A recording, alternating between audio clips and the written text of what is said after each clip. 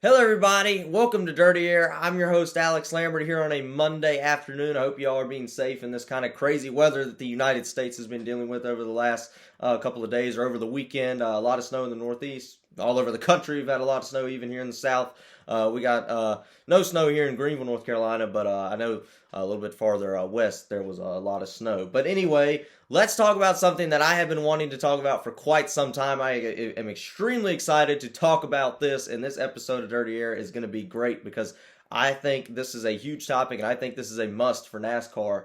And I actually saw a tweet not that long ago on Twitter. I don't remember who it was from, but I saw it, and I was like, okay, that's it. We got to make a video about this. They said they miss Chicagoland Speedway, and I couldn't agree more. Chicagoland Speedway is hands down the best mile-and-a-half track that was on the NASCAR schedule. They haven't raced there since 2019. Alex Bowman won the last race there in 2019. It's had some great finishes. It's had some great racing. If you remember 2018, I would say out of every race that I've watched, every NASCAR race that I've watched, on TV at least, my favorite one ever is 2018 at Chicago. Hands down, best race I ever watched was at Chicagoland Speedway in 2018.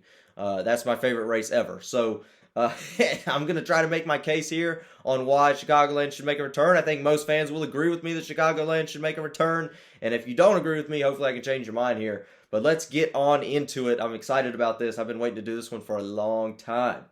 First off, NASCAR has changed the horsepower package and lowered the spoiler for the race cars. So we're back to 600 and 700 horsepower. That is a whole lot more than we've had since 2019.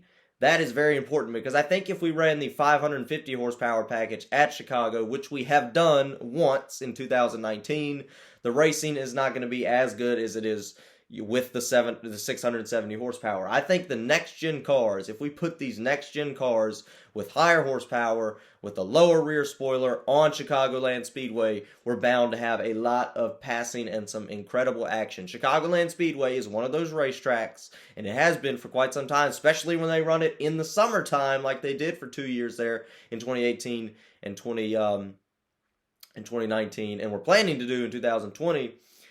When you run it in the summertime, especially with higher horsepower, you have a lot more room to move around than at other racetracks. I think of other mile-and-a-half tracks such as Charlotte. I think of Kansas, maybe even Phoenix is kind of an intermediate style track we can talk about, where there's not a whole lot of lines you can run. At Chicago, you can run the bottom, you can run the middle, and you can run the top, as we've seen before, and we've seen some incredible action. We've seen some incredible passing for the lead, with drivers switching their lines around and their lanes around. You have to adjust to that race car, and that's extremely important. Now, obviously, with the 550 horsepower package, that kind of limited everything as far as lines and where you let off the gas and stuff like that. But with the 670, and the lower spoiler and the next-gen car, I think NASCAR needs to make a return to Chicago just for that reason. If we go back to Chicago, there is a very good chance we're going to see a lot of passing, and we're going to see some great NASCAR racing on the racetrack. Another reason that I think NASCAR should go to Chicago is something. This is a big deal. This is a big deal for me as well. I don't like tracks that have two races. I don't like NASCAR. I think NASCAR has done a great job at diversifying the schedule. We need more diverse racetracks. Now we have a dirt track. We have more road courses than ever. We're trying to add more short tracks into the schedule. That is good, but I don't like going to the same tracks twice. And, with a few exceptions, like Daytona, obviously we're going to go there twice. Talladega, we're going to go there twice. Bristol, Richmond, and so on. Obviously, we go there 2 times a year, need to continue to go there 2 times a year. But here's a few racetracks that I've kind of pointed out that I don't really like, and I'm going to show you a list here. And the tracks that I think should have not 2 races, or maybe not even a race at all, are going to be highlighted in red here. The first one is Kansas Speedway. Kansas Speedway has 2 races on the schedule. One of those is in the playoffs, and one of those is in the spring. And here's the deal. Here's what you can do with Kansas Speedway. Kansas Speedway is owned by ISC, which owns Chicagoland Speedway as well.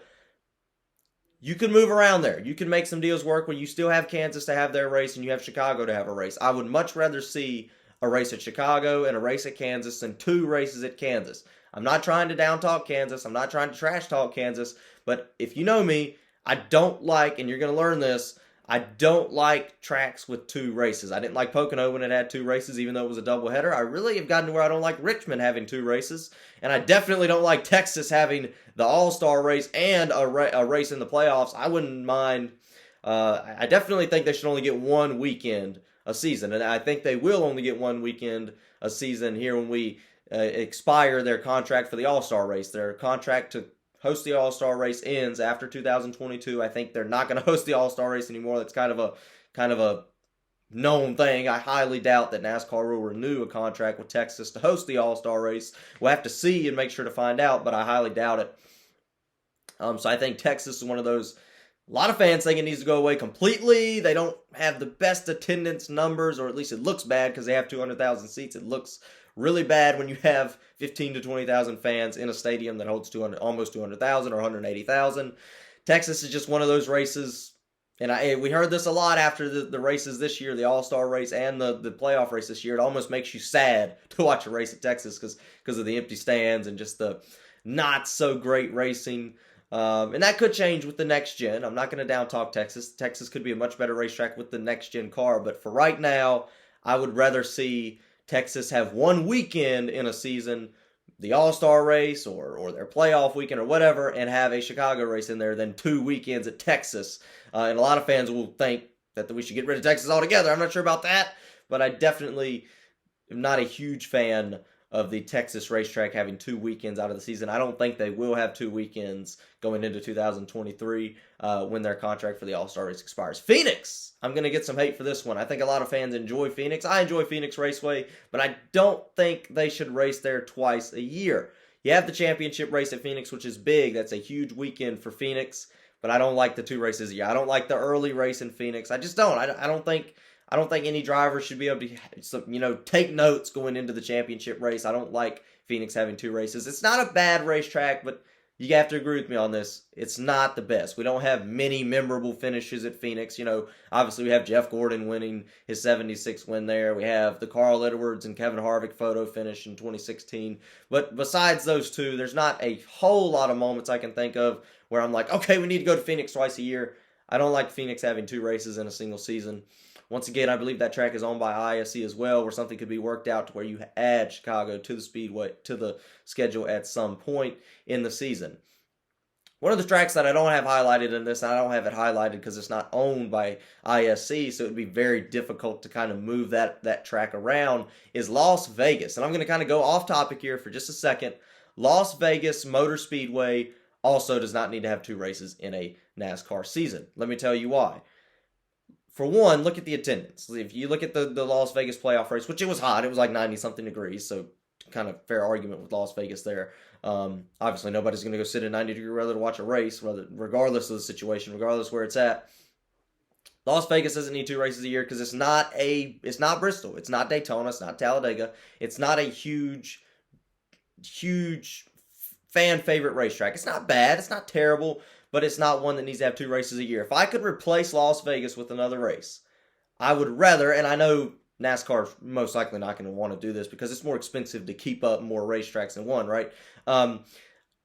Ideal situation, Las Vegas and loses a date to Kentucky. I mean, really, that would be nice, at least for the time being, to have more diversity on the schedule. Kentucky's obviously not the best racetrack, not a fan favorite track, but I think you have more fans that would go to the Kentucky racetrack than 2 races at Las Vegas. Also, when you have 2 dates at a track, it lowers the demand for that race, for each race. Obviously, if you have 2 races at Las Vegas, then somebody might not go to the spring race because they know they can go to the fall race and then end up going to none.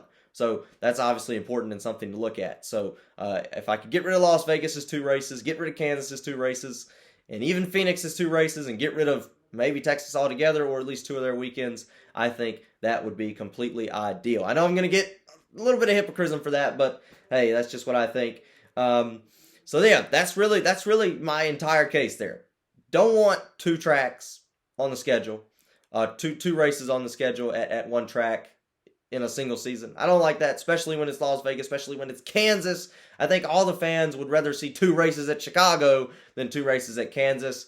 Although, unfortunately, we kind of have put the gateway track in there that is in St. Louis, which is kind of Chicagoland's replacement. So it's not looking too good for Chicago to make a return, but I definitely thinks it needs to. Like I said, 2 races at a racetrack is not good. I think we need at least one at Chicagoland to replace Kansas, Las Vegas, or Phoenix, or however we can make that work out.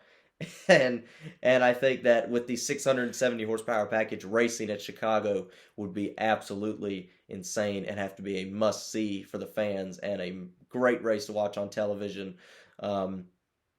So I hope Chicagoland comes back. Leave your opinions, what you think. And do you think that Alex Bowman is the reason Chicagoland's off the speedway? Obviously not, but if we look at some of the tracks that Alex Bowman has won at, things have not gone too well for those racetracks.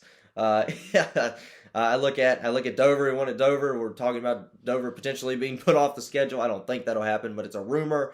Richmond obviously losing their playoff date after Alex Bowman won. He wanted the last race at Auto Club. We haven't raced there since 2020, and we're going to return in 2022, but they're going to reconfigure the racetrack most likely and basically tear it down and turn it into a short track. And then, of course, he won the last race at Chicagoland, and we haven't raced at Chicagoland since. So, Alex Bowman curse. Alex Bowman's track curse is definitely something to pay attention to. Obviously, it's not extremely real. What's going to happen to Martinsville, right? He just won at Martinsville. I hope that doesn't go away. But yeah, but that's really all there is to talk about here on a Monday afternoon. I wanted to mention that. I hope you guys agree with me. I think it's important that we get Chicagoland Speedway back on the track. I think it's a must because Chicago could have exciting and great racing with this new next-gen car and with this package. So I hope we get to keep Chicago. There's actually been rumors, according to jski.com, that Chicagoland Speedway or the mayor of Gillette actually asked the Chicago Bears if they would like to build a future stadium where the racetrack sits. So basically demolish the racetrack or at least build it on the property of the racetrack. So luckily, I think that's going to be completely denied. I highly doubt we'll see the Chicago Bears move to Gillette. But we'll see. Hopefully NASCAR can work something out with Phoenix. If you go to Chicagoland's racetrack or if you go to their racetrack website, it just shows we're not returning in 2022. So it's a shame that we don't race at Chicago anymore, but I do hope that NASCAR will make a return to Chicagoland Speedway. I think most fans will agree, and I think it's a must that we have these next-gen cars and this new horsepower package on the Chicagoland Speedway surface. But that's it. That's all there is to talk about on a Monday afternoon. I'll see you guys next week, and I hope you guys enjoy the week. Have a good one, and of course, let's get rowdy.